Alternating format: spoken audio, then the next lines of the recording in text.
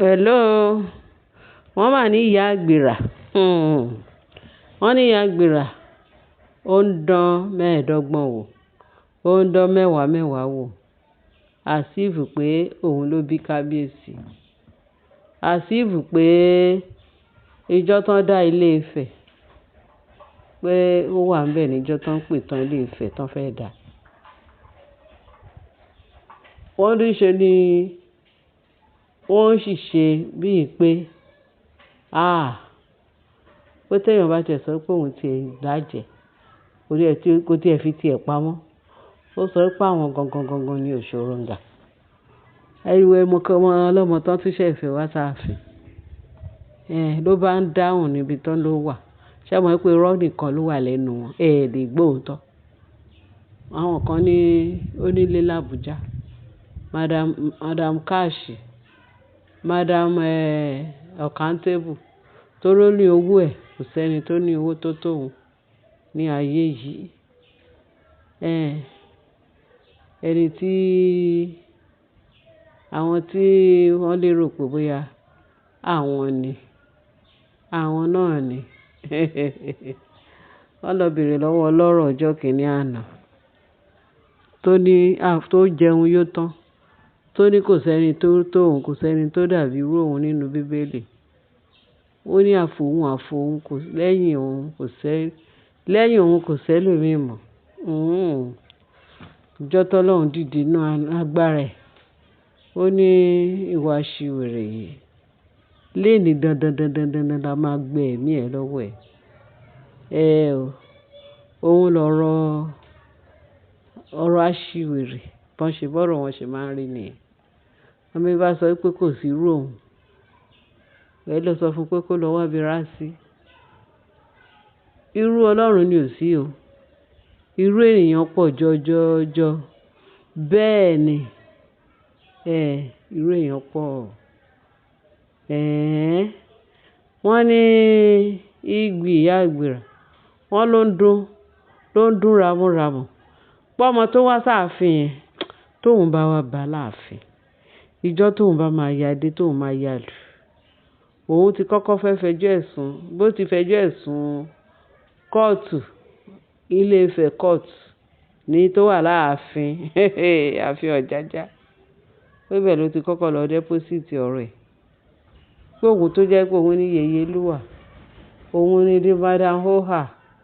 láàfin, òun ló lè sọ̀rọ̀ tí abẹ́ máa gé. In the first place, ta ni kábíyèsí sọ fún kó tó lọ gbéyàwó? Ṣé kábíyèsí sọ fún òun? Ṣé nǹkan tóun àti kábíyèsí jọ sọ ni? Ṣé kábíyèsí sọ pé òun tún fẹ́ yàwó? Lẹ́yìn tóun ti tu bíbèjì fún kábíyèsí, òun ni first person tó bíbèjì fún kábíyèsí. Ayé mà níkà o. Wọ́n ní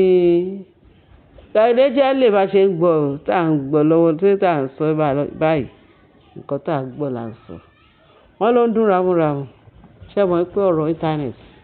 tí ò bá lé kan á dín kan? Ṣùgbọ́n èéfín kì í ru lásán. Bẹ́ẹ̀ ni. Wọ́n ní ògiri létí o, èèyàn ló ń bẹ̀. Lọ́ba ni ńṣe ni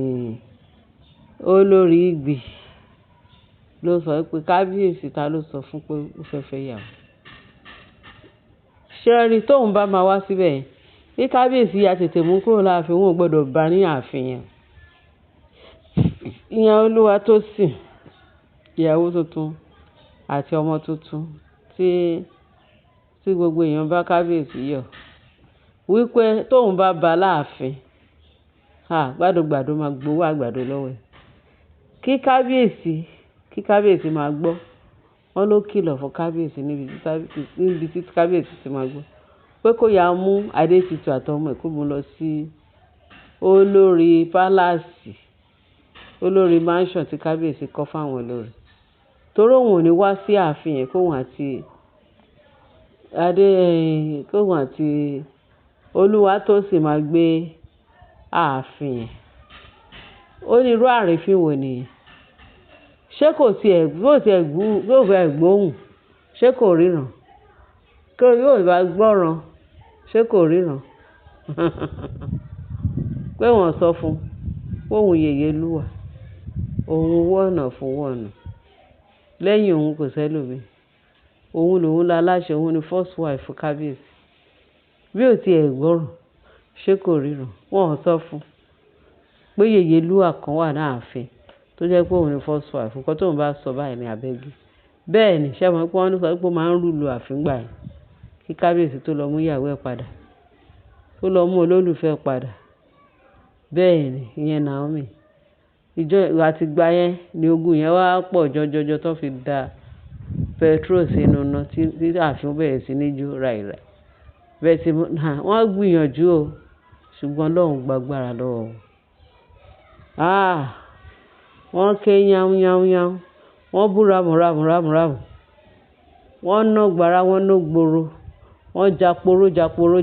jàporó pé kí ló ṣubú táwọn pé kì í ṣe bí ni Naomi máa dúró sí àwọn alálẹ̀ Ògúnjayé dìde Ògúnjayé fẹ́ẹ́ nà wọ́n pa ṣùgbọ́n níbo ṣé wọ́n gbọ́ àfi tó Ògúnjayé bá fẹ́ kó fi àjùlọ hàn wọ́n kó fi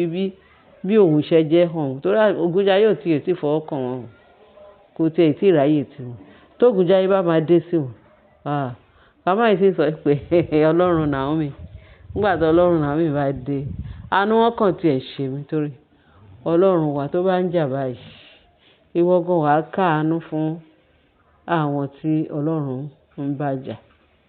torí kílẹ̀ pé orúkọ Ọlọ́run wọn ní ògbéni níjà kẹ́rù òbò níjà bẹ́ẹ̀ ni àwọn kan á dẹ̀ máa sọ pé kò sí irú àwọn tó ń ṣe bí Olódùmarè nílé ayé yìí tá a wà yìí àbí kìí ṣe lábẹ́ ọ̀run yìí tá a wà àbí nílé ayé yìí tá a wà yìí kọ́ ẹ̀ àbà wọ́n ròyìn o wọ́n ní ìyá àgbìrá ní tí òun bá dé sáàfin pé adé tó àbí olúwa tó sì ní àbóyá kábíyèsí yìí máa tún fẹ́ adé tó ẹ̀mí mímọ́ wọ́n ní olúwa tó sì pé kó palẹ̀ mọ́ ìyá àgbìrá tó bá gbọ́ pé ìyá àgbà mọ̀ rò pé wà á ti máa gbúrò ẹ̀ díẹ̀díẹ̀ èyí tó jẹ́ first wife tó jẹ́ pé kò sí ọ̀nà tí ọkùnrin àtobìnrin ò ní ọkọ àti ìyàwó mi ì tí ì rí irú ẹ̀ rí láyé yìí wọ́n ní kò tí ì sí marriage tó perfect láyé yìí táìlẹ̀ tó máa dìde nínú abẹ́ ọ̀run kó sọ pé marriage òun ló fine jù marriage òun ló quality jù marriage òun ló lágbára jù marriage òun ló dùn jù níbo èèyàn tán rẹ̀ bí ìyá ìbejì wọ́n ní kò sí ààrẹ máa jà kò dẹ̀ sí ajẹ̀márẹ̀ òun ló fà á tí kábíyèsí àti ìyàwó ẹ̀ fi ní gbọ́n mi sí omi òtó ọmọdé ò bínú kábíyèsí rẹ̀ ló pa á wọ́n ní tí táwa fọwọ́ ọ̀tún bọ́mọ wí á fi tòsì fà á mọ́ra òun ní kábíyèsí lọ fi òsì fa ìyàwó ẹ̀ mọ́ra pé má bínú má ìdí ẹ̀ àṣìṣe olóògùn èmi àti ẹ lájọ́ ṣiṣẹ́ adẹ̀ ti tọrọ ìdáríjì lọ́dọ̀ Ọlọ́run má bọ̀ ká tún bẹ̀rẹ̀ ìgbésí ayé wa àwọn tó ń pè tí kábíyèsí pè kó wá jẹun wọ́n wá fẹ́ mú kábíyèsí lọ́wọ́ dání pé níbo ó gbọ́dọ̀ tún tọ́ bọ pléètì tá a fi ń jẹun yìí a fẹ́ kó dìde pátápátá ó dẹ̀ ti gbàgbé pé ẹni tó ní ààfin tó fún wọn láàyè láti wọnú ààfin wọ́n wá ní ààfin wọn ò gbọ́dọ̀ rí aláàfin ní nítòsí wọn òun ni Naomi ẹni tó ní ààfin òun ni Naomi ẹni kábíyèsí àti Naomi àwọn náà ní ààfin ní kọ́ tó kóra wọn dé wọ́n wá ní wọ́n ja ìjẹ̀bi ayé gbọ́ ọ̀run mọ̀ ìwọ tó ń sọ pé kí Olúwatósìn kó kúrò láàfin fún ìwọ gbọ́dọ̀ ìwọ ṣe ó ṣàbáyàn náà ààfin àbí ìwọ náà sọ ó gbọ́ wọ́n ní bó tẹ̀ wọrin ṣé ò gbóhùn erin nù ṣé ìwọ ò mọ̀ pé wọ́n ní bó bọ̀ sáńkọ́ ṣé ò jẹ iyọ̀ lọ́bẹ̀ ṣé ìgbìmọ̀ sọ pé òun ò gbọ́ pé kábíyèsí ti fẹ́ Naomi kò gbọ́ pé kábíyèsí ti fẹ́ kí ló ń jẹ́ wúrà ọlá kò gbọ́ pé kábíyèsí ti fẹ́ bòńbàtà àwọn tí kábíyèsí ti ẹ̀ fẹ́ tó fẹ́ wá sáàfin nìyẹn tí wọ́n bá tiẹ̀ tí ò bá jẹ́ pé mò ń bàtà ìyẹn tó bá pẹ́ ẹni ẹlẹ́ni tiẹ̀ bímọ ń gbà ẹ̀ nítorí ọmọ tí ò bí ló ṣe lọ bóyá ó dẹ̀ ti bímọ sí àìtí mọ̀ ìgbà kan la gbọ́ pé lòun ń bọ̀ láàfin tó bá tẹ̀ sọ pé òun ń bọ̀ láàfin kò sí nǹkan tí Naomi máa ṣe wọ́n jọ máa dúró náà ni tó bá wá sáàfin tó sọ fún Naomi pé òun ń bọ̀ òní ilé ọmọ ó máa wà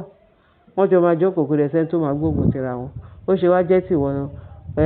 olórí àwọn olórí